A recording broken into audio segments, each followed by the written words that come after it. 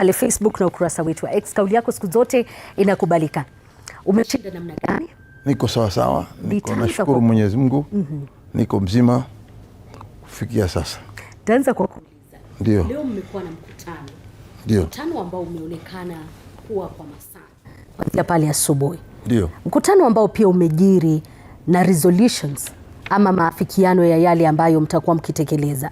Ndio. Labda kusikia kwako ambaye ni mmoja wa viongozi wakuu katika chama cha ODM, malengo ya mkutano huu yalikuwa yapi?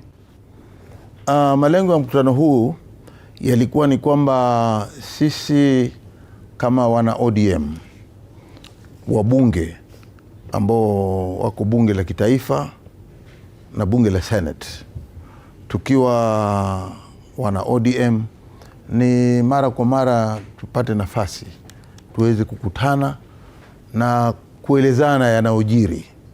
Ndio sababu leo tukawa na mkutano ule ambao unaitwa Parliamentary Group Meeting, yaani chama chetu cha ODM na wale members ambao ni members of parliament na ambao ni wanachama wa ODM peke yake.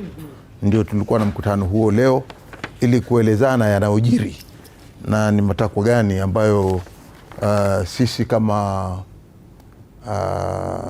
wana ile PG wa ODM tuna mtafaruku ama mtafaruku dhidi yake. Tuwafikiria nini ama maoni yetu ni nini sasa kuanzia hapo kuendelea mbele.